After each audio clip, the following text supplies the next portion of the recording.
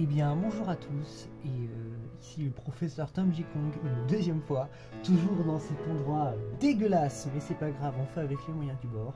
Et aujourd'hui, nous allons parler de Arboliva. Arboliva, Pokémon de la 9ème génération, le tout premier plante normale, et ça va être compliqué, ça va être très compliqué. Voilà, je pense qu'en vue du tiers, ainsi qu'en vue du type, mais bref. Du coup, commençons par le commencement.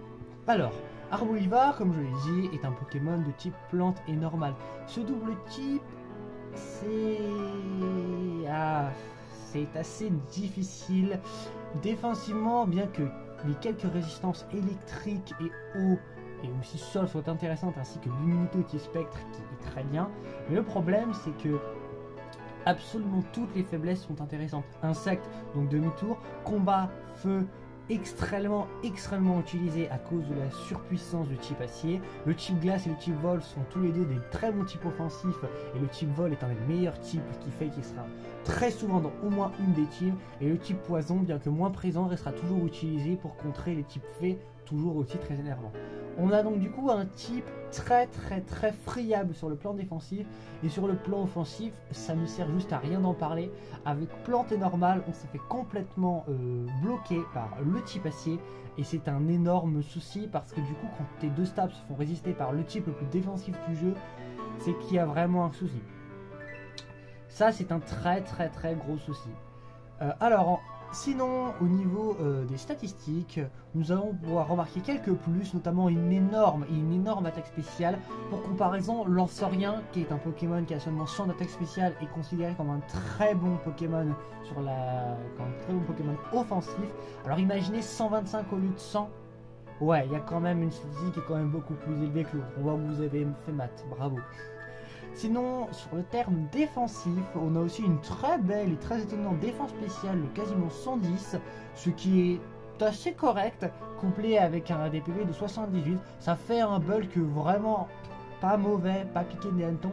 Au niveau des capacités, nous avons Telluriforce, qui est très important pour lui. C'est tout simplement un gain de couverture énorme, parce que comme ça il pourra passer le type acier assez facilement, bien que les Pokémon de type vol continueront quand même de lui poser des soucis.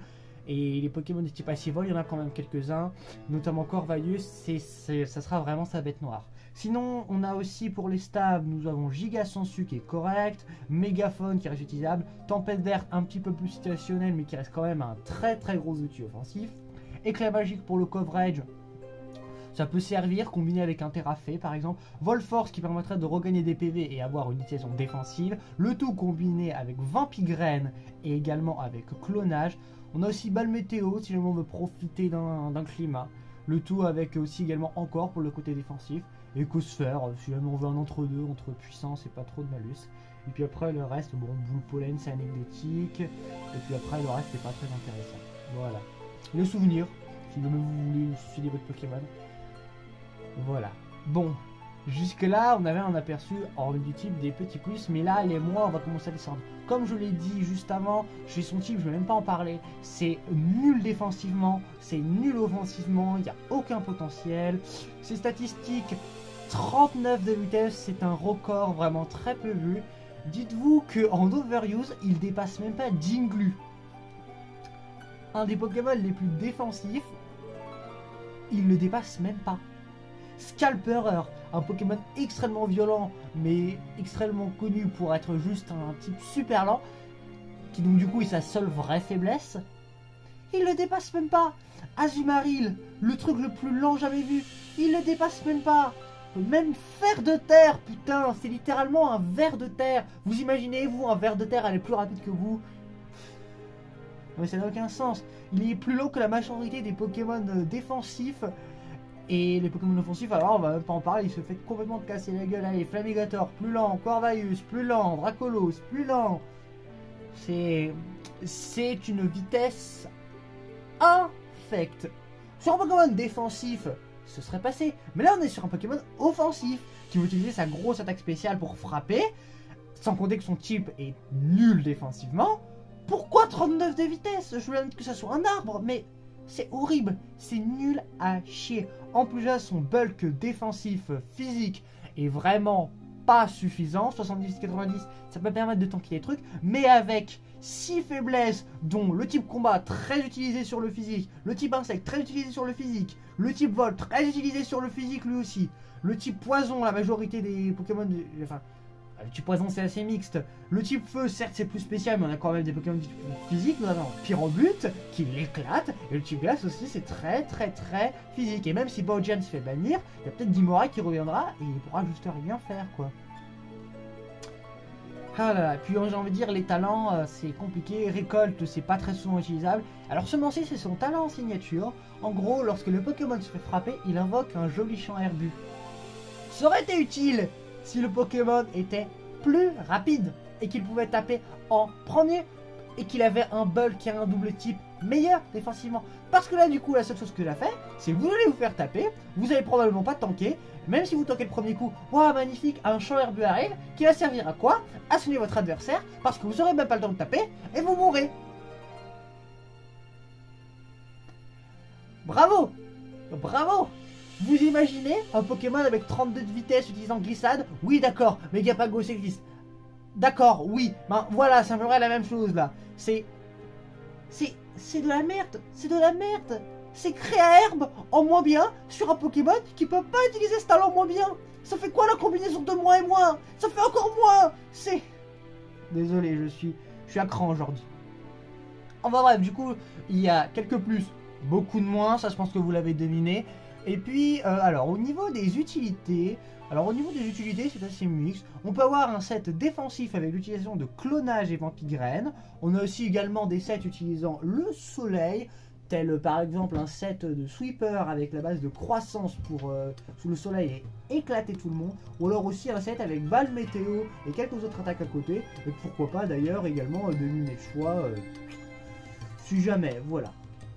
Le problème, voilà, vous voyez le set, balle météo, lance-soleil à utiliser avec du coup récolte, et du coup le problème à tout ça, c'est que déjà premièrement, le climat c'est plus trop valable depuis la 5e génération parce qu'ils sont limités, et même si actuellement le soleil est très fort à cause de paléosynthèse et de très nombreux monstres qui peuvent l'utiliser, Arboliva est de type plante. Donc c'est encore un trou dans ses faiblesses en fait, parce que le soleil double les dégâts feu. Donc c'est encore plus un trou pour lui, et sans compter qu'il a une vitesse horrible, ben, très majoritairement il sera tué par la moindre attaque du type feu avant d'avoir pu réellement profiter du soleil. Et puis j'ai envie de dire, jouer un set défensif avec un double type de chiasse pareil et une défense physique si moyenne avec des PV moyens. C'est... En fait, les sets ont de l'idée. Le problème, c'est qu'ils sont trop limités en fait. Le soleil, c'est une niche et son coverage, à part Telluride Force, est vraiment nul. J'ai envie de dire, il a juste Telluride Force pour frapper un petit peu plus. Et même si balle météo, ça prendra le type feu, encore faut-il réussir à frapper en premier. Et un set défensif, de l'autre côté, il n'a pas le potentiel pour. C'est pas un gigancelle. C'est pas du tout un gigancelle qui, même si lui a un type mauvais, a de meilleures utilisations, de meilleures attaques, et surtout, un bien meilleur bulk. C'est... À l'heure actuelle, il n'y a rien à faire pour sauver ce Pokémon. On peut rien utiliser sur lui. Et même si actuellement en rare use il est un peu joué, il va peut-être descendre. Hein. C'est vraiment plutôt probable. Bon.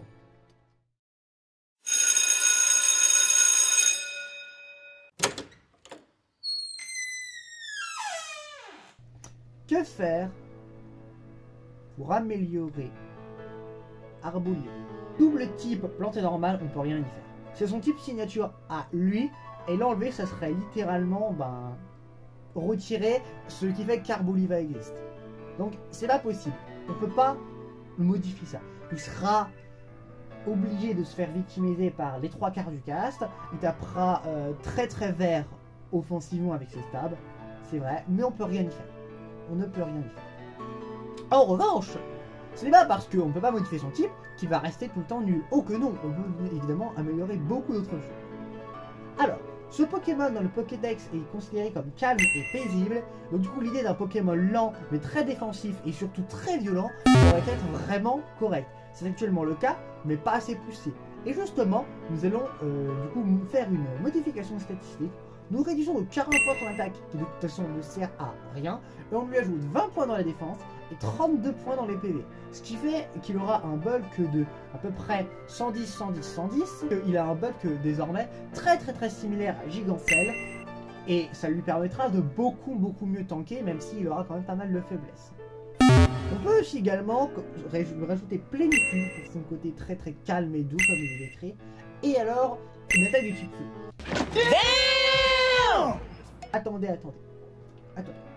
Encore une fois, je vais reprendre le Pokédex, mais lui, le Pokédex vante les mérites d'une huile qu'il utiliserait comme attaque sur les Pokémon qui lui veulent du mal, carrément capable de briser un rocher. Voilà, je pense à titre personnel que si l'huile peut briser un rocher comme ça, elle doit avoir quand même de sacrées propriétés. Et ces propriétés se pourraient retranscrire par des propriétés très brûlantes ou corrosives, et le brûlant, du coup, type feu à titre personnel. Et je pense que ça serait vraiment pas mal de lui rajouter, je sais pas, le nom de l'attaque, je sais pas, genre huile brûlante, un truc comme ça. Ça lui permettra d'avoir encore plus de coverage et encore plus d'utilité sous la zone. Parce que bah, le météo, c'est bien, mais quand même, quoi. À un moment, ça va être un type normal et là, alors là, c'est finito. Alors qu'au moins, cette huile-là, elle sera vraiment très utile. Au niveau de l'attaque, on lui mettrait un petit 90 de puissance, 100% de précision, 16 pp, donc jusqu'à la normale, mais avec le petit effet, 20% de chance de brûler la cible. Ce qui donc du coup est une sorte de proto-ébullition plus puissante, mais avec moins de chances de brûler. Et je pense que sur un Pokémon comme lui, qui se veut avec un très bon bulk et tapant très fort, c'est vraiment la meilleure chose qu'on puisse faire. On pourra aussi également lui rajouter une autre attaque de soin, parce que Vol Force, c'est bien, mais à un moment le Pokémon il aura plus d'attaque, et j'ai envie de dire, si jamais c'est un Pokémon spécial qui arrive et qui tape suffisamment fort pour casser Arboliva, bah un Volforce qui s'en battra avec les cacahuètes. Hein.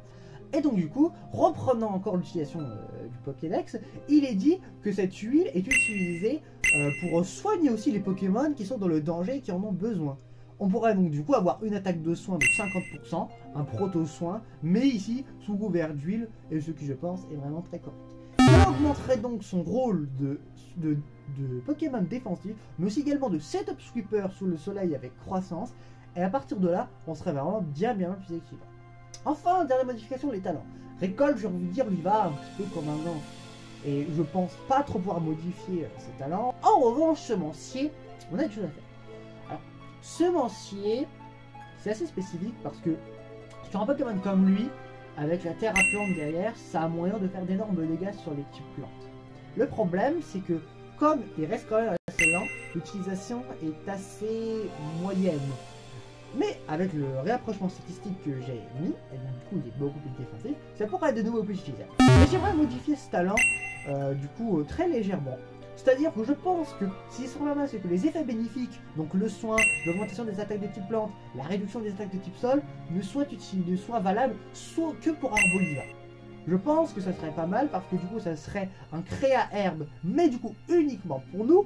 Et là je pense vraiment que ça serait pas mal. Ou alors pourquoi pas carrément avoir une durée légèrement plus élargie, genre 6 ou 7 tours, avec également un soin un petit peu plus augmenté. Par exemple, ça nous rendrait 1/12e de notre vie et pas 1/16e.